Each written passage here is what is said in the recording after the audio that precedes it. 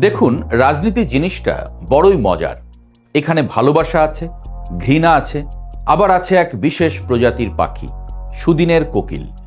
এই কোকিলেরা বসন্ত এলে গান গায়, আর শীত এলে উধাও।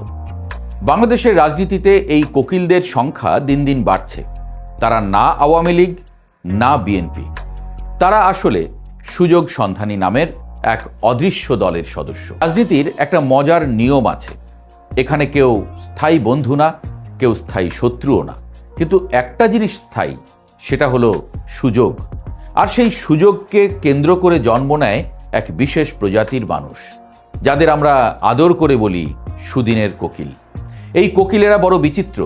শীতের দিনে তাদের দেখা যায় না, বর্ষার দিনে তারা গান গায় না, কিন্তু বসন্ত এলেই তারা এমন সুরে ডাক দেয় যে মনে হয় দেশটা যেন তাদের গানের সুরের জন্যই অপেক্ষা করছিল।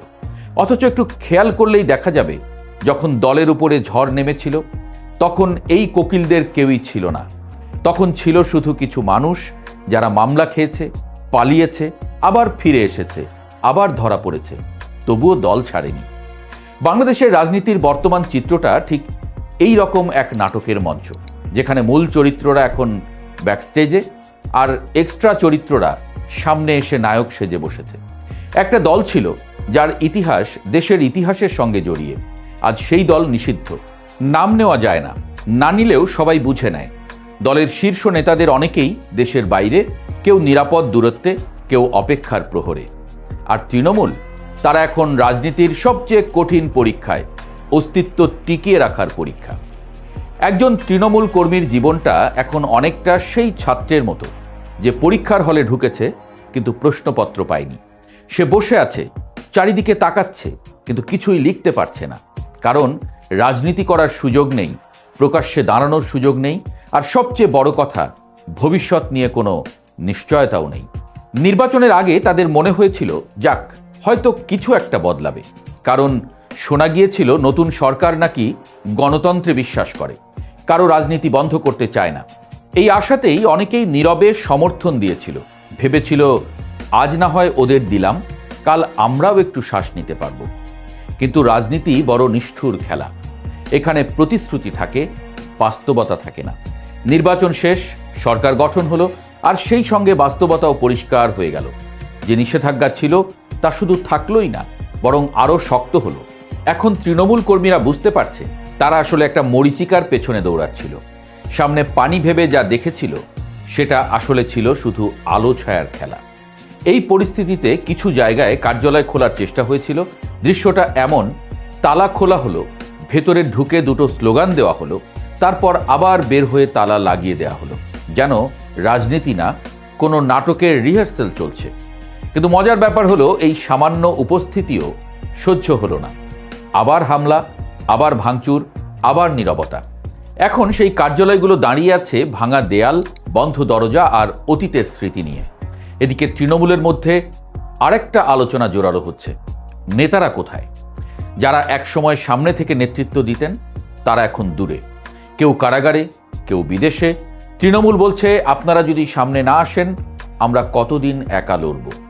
এই প্রশ্নের উত্তর অবশ্য সহজ না। কারণ সামনে আসা মানে শুধু নেতৃত্ব দেওয়া না, সামনে আসা মানে ঝুঁকি নেওয়া, আর ঝুঁকি নেওয়ার সাহস সবার থাকে না। এবার আসি অন্যদিকে। একটা দল ছিল যারা দীর্ঘ 17 বছর ক্ষমতার বাইরে ছিল। সেই সময়ে অনেকেই দলকে আঁকড়ে ধরে রেখেছিল। মামলা, হামলা, হয়রানি, সব কিছুর মধ্যেও তারা ছিল। তারা জানতো না কবে সুদিন আসবে, তবুও তারা অপেক্ষা করেছে, জেল খেটেছে। কিন্তু এখন যখন সুদিনের সম্ভাবনা দেখা যাচ্ছে, তখন হঠাৎ করে নতুন কিছু মুখ দেখা যাচ্ছে। তারা বলছে, আমরাও আছি। এই আমরাও শব্দটা আসলে সবচেয়ে ভয়ঙ্কর। কারণ যারা দুঃসময়ে ছিল, তারা কখনো বলে না আমরাও আছি, তারা শুধু থাকে। এই জায়গাতেই এসে উপস্থিত হন কনক চাঁপা, একজন জনপ্রিয় শিল্পী, যার গান মানুষ ভালোবাসে, যার কণ্ঠে আবেগ আছে, সুর আছে। কিন্তু রাজনীতি, সেটাও কি একই জিনিস? যখন তিনি সংরক্ষিত আসনের মনোনয়ন নিতে গেলেন, তখন যে প্রতিবাদ হলো, সেটা আসলে কোনো ব্যক্তির বিরুদ্ধে না, এটা একটা প্রবণতার বিরুদ্ধে। তৃণমূলের নেত্রীরা, যারা বছরের পর বছর মাঠে থেকেছেন, তারা প্রশ্ন তুলেছেন, যখন আমাদের দরকার ছিল, তখন আপনি কোথায় ছিলেন? এখন কেন? এই প্রশ্নগুলো খুব সাধারণ, কিন্তু উত্তর বড় কঠিন। রাজনীতি কি শুধু জনপ্রিয়তার খেলা, নাকি প্রয়োজনের খেলা, নাকি একটা ত্যাগ, সময় আর সংগ্রামের হিসাব? যদি জনপ্রিয়তাই সব হতো, তাহলে দেশের সবচেয়ে বড় গায়ক অভিনেতারাই হতো সবচেয়ে বড় নেতা। কিন্তু বাস্তবতা তা বলে না। রাজনীতি একটা কঠিন পেশা। এখানে শুধু কথা বললেই হয় না, এখানে দাঁড়াতে হয়, সহ্য করতে হয়, কখনো হারতে হয়, আবার উঠে দাঁড়াতে হয়। তাই যখন কেউ হঠাৎ করে এসে বলে আমাকে একটা আসন দিন, তখন তৃণমূলের মানুষ, যারা দলের আসল প্রাণ, তারা একটু কষ্ট তো পায়। কারণ তারা জানে এই আসনের পেছনে কত রাতের ঘুম হারাম হয়েছে, কত মামলা হয়েছে, কত পরিবার ভেঙেছে। এই যে ক্ষোভ, এটা কিন্তু একদিনে তৈরি হয়নি। এটা বছরের পর বছর জমে থাকা অভিমান। একদিকে নিষিদ্ধ দল, যার তৃণমূল এখনো দিশেহারা, অন্যদিকে ক্ষমতায় থাকা একটা দল, যার ভেতরে ঢুকে পড়ছে নতুন নতুন কোকিল। দুই দিকেই একই গল্প। তৃণমূল অবহেলিত, শীর্ষ নেতৃত্ব দূরে, আর মাঝখানে দাঁড়িয়ে আছে সুযোগ। রাজনীতির এই নাটকে দর্শক কিন্তু আমরা সবাই। আমরা দেখছি, হাসছি, মাঝে মাঝে অবাক হচ্ছি। কিন্তু একটা জিনিস ভুলে গেলে চলবে না, এই নাটকের শেষ দৃশ্য এখনো লেখা হয়নি। শেষ পর্যন্ত কে থাকবে? সেই কোকিল যে বসন্তে গান গায়, নাকি সেই মানুষ যে ঝড়ের মধ্যে দাঁড়িয়ে থাকে? ইতিহাস কিন্তু খুব নির্মম বিচারক। সে কারো গান মনে রাখে না, সে মনে রাখে কে ছিল কঠিন সময়ে। তাই রাজনীতির এই গল্পে হাস্যরস আছে, ব্যঙ্গ আছে, নাটক আছে, কিন্তু সবচেয়ে বেশি আছে এক ধরনের নীরব প্রশ্ন। প্রশ্নটা খুব সহজ: রাজনীতি কি পেশা নাকি প্রতিশ্রুতি? যেদিন এই প্রশ্নের উত্তর সবাই বুঝবে, সেদিন হয়তো আর সুদিনের কোকিল বলে কিছু থাকবে না। সেদিন রাজনীতি হবে মানুষের, আর মানুষ থাকবে রাজনীতির কেন্দ্রে। ততদিন পর্যন্ত কোকিল ডাকবে, তৃণমূল পর্যায়ের কর্মীরা কাঁদবে।